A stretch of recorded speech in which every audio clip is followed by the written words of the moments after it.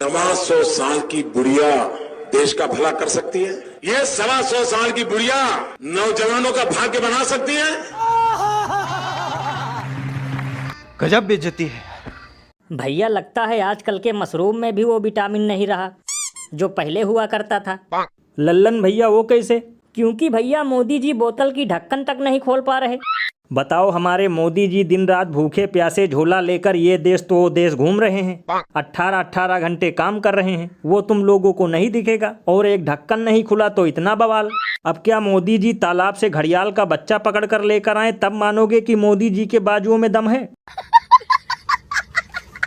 लेकिन भैया मोदी जी तो सीना ठोक कर कह रहे थे एक अकेला सब पे भारी, लेकिन यहाँ तो एक ढक्कन ही उन पे भारी पड़ रहा है। भैया देश का तो पता नहीं, लेकिन बोतल जरूर कमजोर हाथों में है। एक तो वैसे ही मोदी जी टेंशन में हैं कि उनको अफ्रीका का राष्ट्रपति रिसीव करने क्यों नहीं आया, ऊपर से तुम लोग भी ढक्कन ढक्कन चिल्ला रहे हो। अरे भैया हो सकता है वहाँ ना लेकर गए हो हीरा, इसीलिए समझा जा रहा हो ऊँट के मुंह को जीरा। और अभी तो रुको, क्लाइमैक्स अभी बाकी है। वैसे भैया वो बोतल कौन सी कंपनी का था? कौन सा बोतल? अरे वही जिसका मोदी जी ढक्कन खोल रहे थे। अगर लल्लन भैया एक बार फिर तुमने कहीं ढक्कन का नाम लिया तो तुम्हारी खोपड़ी का ढक्कन खोलने में जरा भी टाइम नहीं लगेगा। और मुझे तो लगता है इसमें भी किसी कांग्रेसी का हाथ है। हाँ भैया हो सकता है नेहरू जी आए हों और ढक्कन में फेविक्विक डालकर बोतल पर कसकर चले गए हों।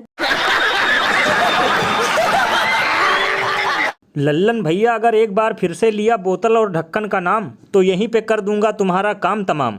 वैसे भैया मोदी जी की बातें सुनकर कभी कभी ऐसा लगता है कि एंटायर पॉलिटिक्स की पढ़ाई केवल गुजराती भाषा में होती थी। वो कैसे? अब खुद ही देख लो।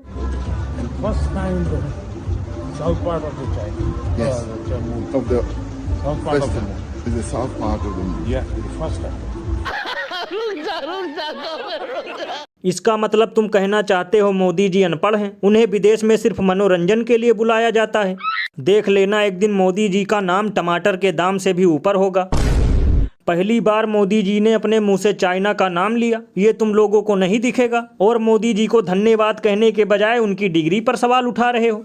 भैया डिग्री का तो पता नहीं, लेकिन बोतल और ढक्कन पर जरूर सवाल उठ रहा है।